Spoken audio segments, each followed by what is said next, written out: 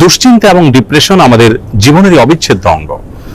যত নবী রাসূল পৃথিবীতে এসেছেন এবং আল্লাহর যত প্রিয় বান্দাগত হয়েছেন, তাদের প্রত্যেকেরই জীবনে কম বেশি দুশ্চিন্তা এসেছে। তারা তাদের সেই কঠিন সময়গুলোতে আল্লাহ রাব্বুল আলামিনের কাছে সাহায্য প্রার্থনা এবং আশ্রয় প্রার্থনা করার মাধ্যমে নিজেদেরকে এতটাই নিরাপদে রেখেছেন, এতটাই ভালো রেখেছেন, এতটাই স্বাভাবিক রেখেছেন যে কোনো বিপদ, কোনো মুসিবত, কোনো পেরেশানি, কোনো ডিপ্রেশন তাদেরকে ভেঙে ফেলতে পারেনি। বরং বিপদেও তারা হেসেছেন এবং স্থির থেকেছেন মানসিকভাবে। আজ আমরা সেরকম কয়েকটি আমলের কথা বলবো, যে আমলগুলোর মাধ্যমে আমাদের বিপদ আপদ এবং মুসিবত আল্লাহ রাব্বুল আলামিন দূর করবেন, লাঘব করবেন এবং বিপদ আপদেও আমাদেরকে আল্লাহ রাব্বুল আলামিন মানসিকভাবে প্রশান্ত এবং স্থির রাখবেন। আর সেই আমলগুলোর মধ্যে থেকে সর্বপ্রথম এবং প্রধান যে আমলটির কথা বলবো তা হলো যিকরুল্লাহ বা আল্লাহর জিকির। আল্লাহর জিকির এর চাইতে কার্যকর কোনো ঔষধ আর নেই ডিপ্রেশন দূর করবার জন্য। কোরআনে কারীমে আল্লাহ তাআলা বলেছেন, আলা বিযিকরিল্লাহি তাতমাইন্নুল কুলুব। আল্লাহ তাআলার জিকির এর মাধ্যমে মানুষের অন্তরসমূহ প্রশান্ত হয়ে থাকে। অতএব আল্লাহ তাআলার স্মরণ অন্তরে রাখা, মুখে আল্লাহ তাআলার কথা বলা, আল্লাহর সঙ্গে একান্তে কথা বলা, এর মাধ্যমে ডিপ্রেশন দূর করা যায় সবচেয়ে সহজে। আল্লাহর জিকির বা যিকরুল্লাহর একটা বিশেষ পদ্ধতি হলো কোরআনে কারীমের তেলাওয়াত। কোরআনে কারীমের তেলাওয়াত যদি আপনি করেন অর্থ সহকারে বুঝে, দেখবেন মানসিকভাবে আল্লাহ রাব্বুল আলামিন অলৌকিকভাবে, বিস্ময়করভাবে আপনার মধ্যে প্রশান্তি সৃষ্টি করে দিবেন। যিকরুল্লাহ বা আল্লাহর জিকিরের আরেকটি বিশেষ পদ্ধতি হলো সকাল এবং সন্ধ্যায় প্রিয় নবী সাল্লাল্লাহু আলাইহি সাল্লাম অনেকগুলো জিকির এবং দোয়া আল্লাহর কাছে নিবেদন করতেন। সেগুলো যদি আমরা নিয়মিত করতে পারি তাহলে সেক্ষেত্রে যিকরুল্লাহ এর মাধ্যমে দুশ্চিন্তা এবং ডিপ্রেশন থেকে বাঁচার উপায় আমরা খুঁজে পাবো ইনশাআল্লাহ বিইذনিল্লাহ। দ্বিতীয় যে আমলটির মাধ্যমে দুশ্চিন্তা এবং পেরেশানি থেকে আমরা মুক্তি লাভ করতে পারি তা হলো প্রিয় নবী সাল্লাল্লাহু আলাইহি সাল্লামের সারা জীবনের একটি গুরুত্বপূর্ণ আমল এবং স্পেশাল জিকির, যে জিকির তিনি আল্লাহ তাআলার কাছে নিবেদন করতেন তার কঠিন সময় যখন দেয়ালে পিঠ থেকে যেত ঠিক সেই সময়। আর সেই জিকিরটি হলো লা ইলাহা ইল্লাল্লাহুল আযীমুল হালিম, লা ইলাহা ইল্লাল্লাহু রাব্বুল আরশিল আযীম, লা ইলাহা ইল্লাল্লাহু রাব্বুস সামাওয়াতি ওয়া রাব্বুল আরদ ওয়া রাব্বুল আরশিল কারীম।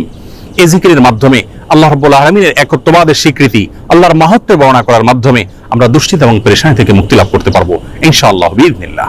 তৃতীয়ত যে আমলের মাধ্যমে আমাদের বিপদ আপদ এবং কঠিনতম সময়ে আল্লাহ তাআলার আশ্রয় প্রার্থনা করতে পারি, দুশ্চিন্তা থেকে মুক্তি লাভ করতে পারি, সে দোয়াটি প্রিয় নবী সাল্লাল্লাহু আলাইহি সাল্লাম সারা জীবন নিয়মিত পাঠ করতেন। আনাস রাদিয়াল্লাহু তাআলা আনহু তার 10 বছরের সেবক ছিলেন। তিনি বলেছেন, আমি নবী আলাইহিস সালামকে দেখেছি এই দোয়া সবসময় তিনি পাঠ করতেন এবং আল্লাহ তাআলার কাছে দুশ্চিন্তা এবং পেরেশানিতে আশ্রয় প্রার্থনা করতেন।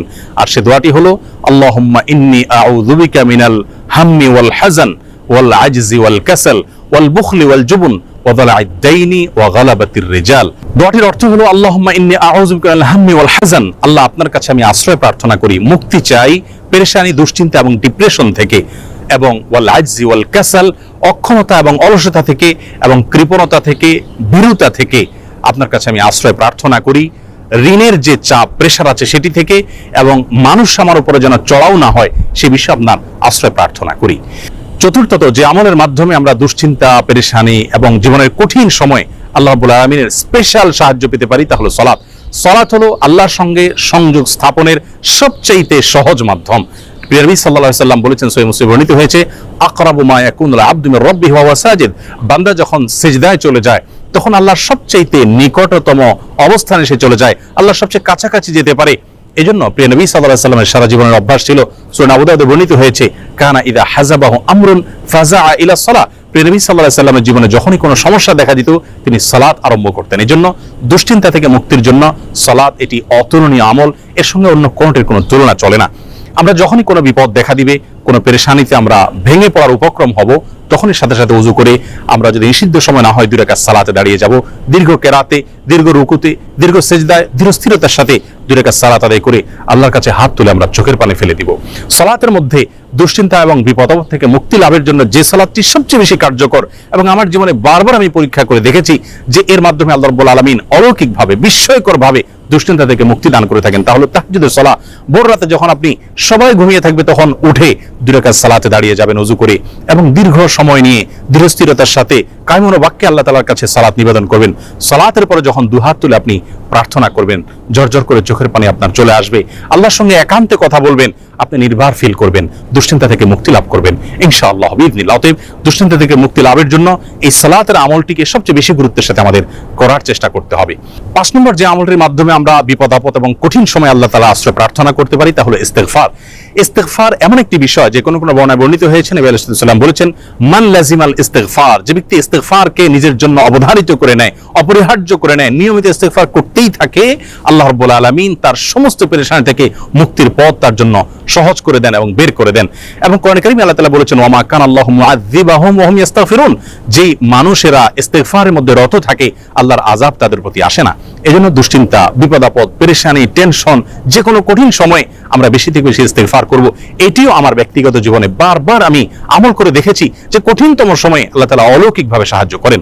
৬ নম্বর আমল হলো নবী করিম সাল্লাল্লাহু আলাইহি ওয়াসাল্লামের প্রতি দুরূদ প্রেরণ করা। দুরূদের আমলটির মাধ্যমে আল্লাহ রাব্বুল আলামিন মানুষের অন্তরকে প্রশান্ত করে থাকেন, স্থির করে থাকেন, অন্তরের পেরেশানি দূর করে থাকেন, বিপদ আপদ এবং মুসিবত থেকে আল্লাহ তাআলা মুক্তি দান করে থাকেন।